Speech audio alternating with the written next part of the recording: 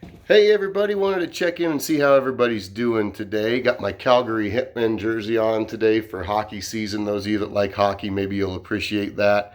Went with the old blue vodka hat today, given to me from a friend of mine, because I don't have a Calgary Hitmen hat anymore. I think maybe one of the kids has it or something. I can't find it. I don't know. But it's been a while since I gave you guys a message, and so, obviously I know how much you look forward to my knowledge. It's more for me, but I appreciate being able to talk with you guys. Wanted to talk with you today about something that has recently become a source of awareness for me through talking through a couple of very good friends of mine, and I've made some mistakes in some relationships that I have. So wanted to kind of share that with you guys, and hopefully you can maybe learn from the mistakes that I have. And I want to talk to you guys about being in control today. As adults and as parents, there are things that we do have to be in control of. Making sure the kids are fed, making sure the kids get to school on time, that they're bathed, that they have what they need, making sure that we are able to get to work on time and do whatever it is that we have to do. And those things you're always going to have to control.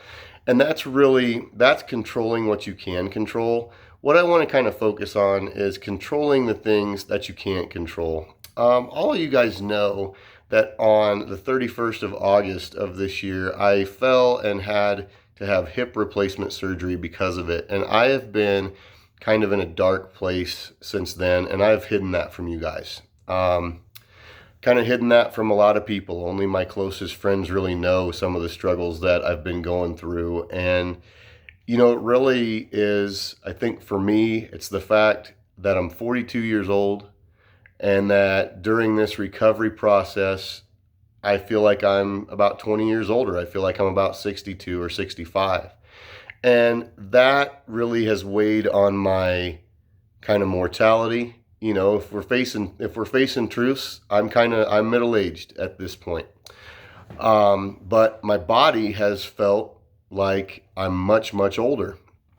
And throughout my life, dealing with my cerebral palsy, things like that, I have had to deal with things being taken away from me before I was ready to let them go. I'm not able to play baseball, softball anymore. It's hard for me to get out, mow the lawn, shovel the snow, things like that. Those are things that I've had to give up, and to sit back and watch people play them or do them, especially people that I love, because I can't. Guys, I can't explain what that feels like. And I do know that it leads to resentment, it leads to anger. And for me, what I do when I have resentment and anger is I either shut down and won't talk about it, but more likely for me, I end up lashing out at people. And it's the people that I love that I lash out at, because I know that they love me and they'll take it. And that is so unfair. And so that's kind of what I wanted to talk with you guys about today. Um, you know, Everybody has things throughout their lives that happen to them. I've been fired from jobs, which then you have to face, hey, this company, no matter all the good things I've done for them, they don't want me anymore. That's a pretty tough pill to swallow. And so what I've had to deal with going through that is eventually, whether it's a month, 2 months, a year down the road, I've had to sit back and take stock and say, this is kind of what led to my being terminated, to them saying, hey, we don't want you anymore.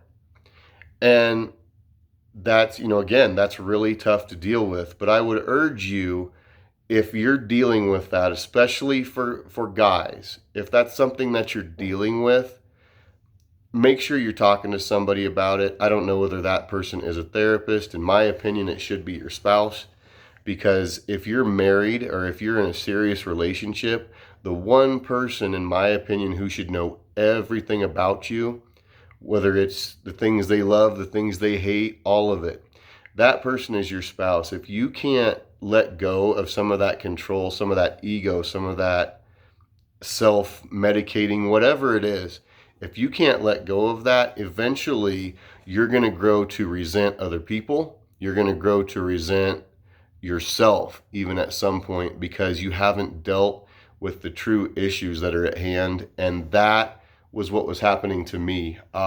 In this whole deal with my hip, I've really had to face, there's two things left outside of work that I can really do. I enjoy going out and playing golf, playing 9 holes at a time, and I really enjoy bowling. I mean, I kind of tried to, oh, it's not that big a deal.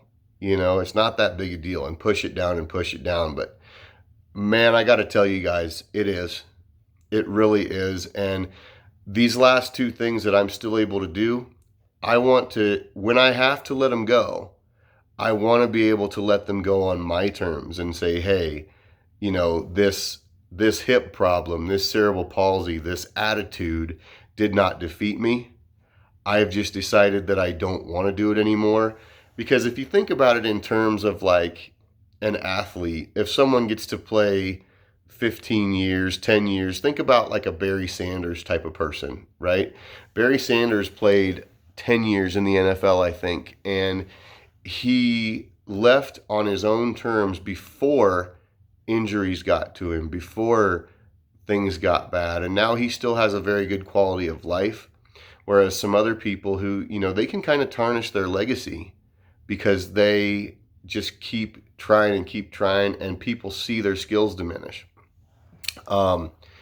That's not something any man or woman, I would assume, wants to happen, wants to have people see that happens to them, but it does. So for me, I do want to go out on my terms, and that's why I work so hard, to get back to at least somewhat the things I want to do.